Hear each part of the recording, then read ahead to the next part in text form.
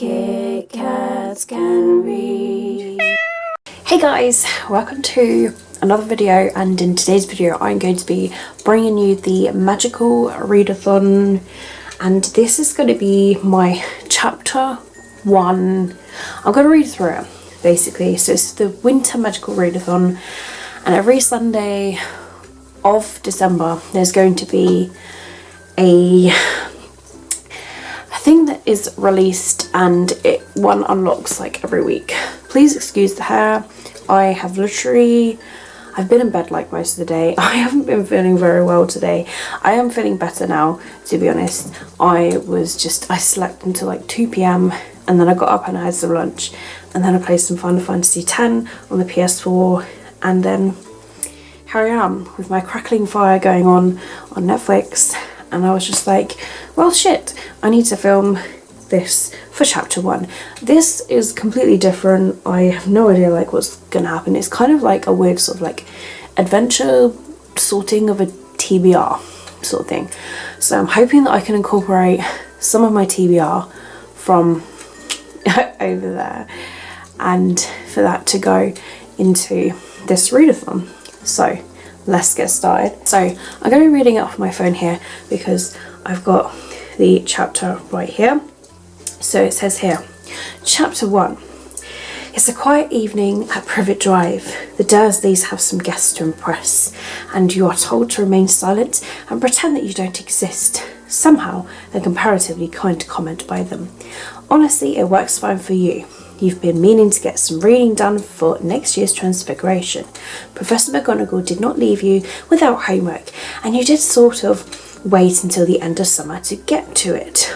After about 15 minutes of reading, you lower your book slightly and jump up, clutching your hand to your chest as you notice 2 tennis ball-sized eyes staring right at you from behind your book. A curious, very loud creature. He introduces himself as Dobby. Not wanting to attract any more attention to your room, you invite Dobby to sit down. Sit down? He wailed. Never, never, ever. Harry thought he heard the voices downstairs falter.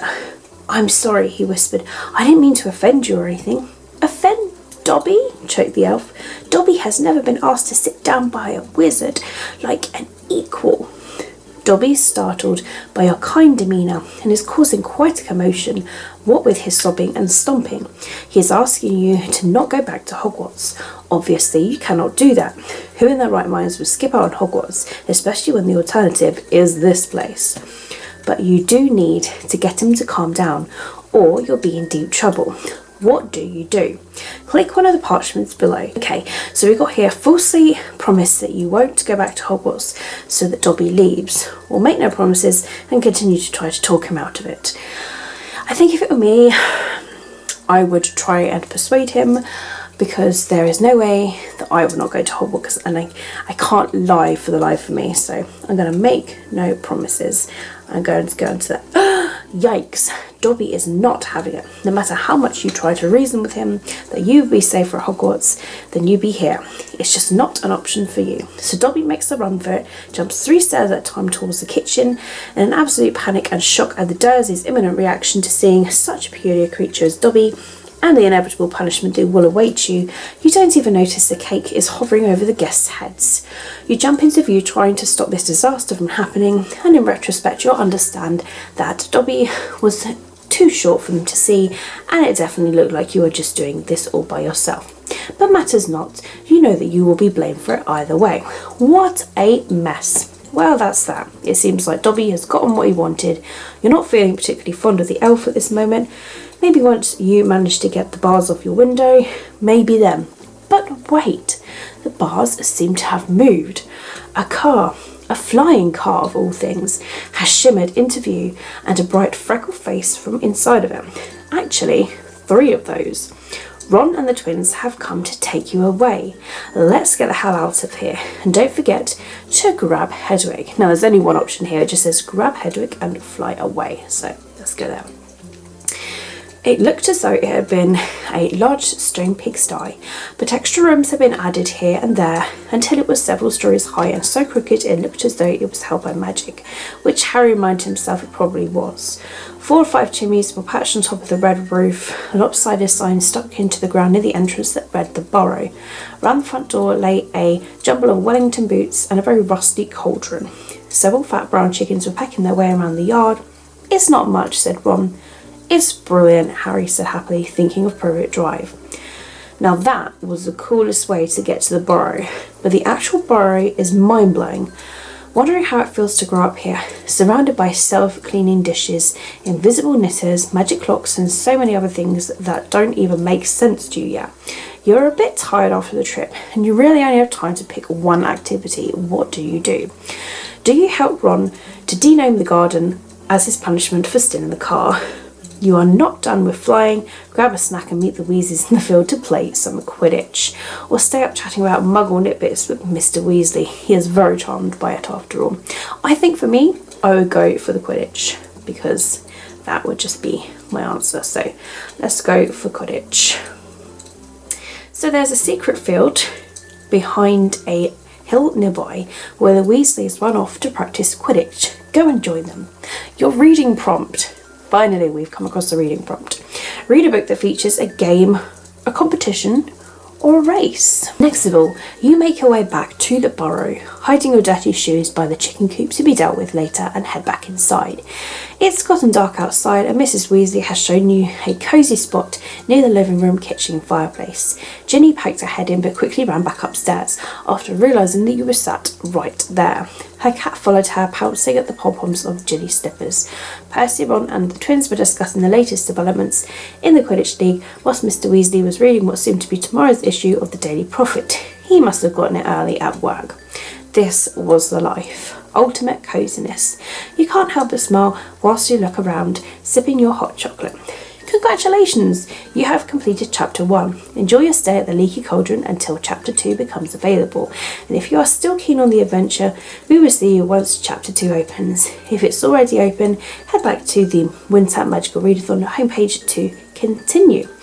Accio, first page. So, there we have it. That was Chapter 1. Chapter 2 is still locked, but again, I'm going to do exactly the same as soon as the video is announced. So with this one, I've received one reading prompt, and that is to read a book with a game, a competition, or a race. So I will go and search among my books in the shelf, as well as my TBR, and see if any of those books feature either one of those 3, and then I will come back to you. So for this one, guys, I'm actually kind of in a way be cheating, but this book is actually on my TBR anyway for my Bookopoly, and that is Harry Potter and the Goblet of Fire Illustrated Edition. So here we are, a Harry Potter readathon with a Harry Potter book. So the reason I picked this is not just because this is on my TBR for the month, but also because this contains a game and a competition, and even in a way a race, because the maze at the end is a race. It's a race to get the Triwizard Cup, and the Triwizard is a tournament, so it's a competition, it's a game, pretty much fits all 3. So yes, I had to put this one on the list. So yeah, it's actually quite bulky and big, but I'm really excited to give it a read, and I really am looking forward to diving into it, because Harry Potter is just truly magical. It makes me so happy, and I'm really excited to give it a read. So this is going to be for my reading prompt for Chapter 1 of the Magical Readathon. So I hope you guys have enjoyed this Chapter 1 section of this, and yeah, let me know down below in the comments what you thought about it. I personally really enjoyed sort of like reading it along with you guys, and then getting to the reading prompt for the readathon. And yeah, I really like how this is different, and it's quite cool how I've just got like one reading prompt so far for December. It's nice and easy, and I've managed to fit a book that is on my TBR to it as well, which feels really good. So that's going to be my first reading book for the Winter Magical Readathon. Let me know what you thought about it down below in the comments.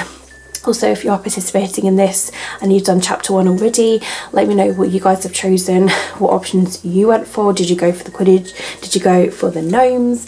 Did you know, persuade Dobby, or did you lie to Dobby? Let me know what you guys chose down below. Feel free to do the test. I will leave the link to the test down below in the description box for you to go to the link and check it out for yourselves. But all in all, guys, I hope you are having an absolutely fantastic day wherever you are. My name is Casey. Keep smiling, greedy, and be happy. And I will see all of you wonderful, awesome people in my next video. Bye.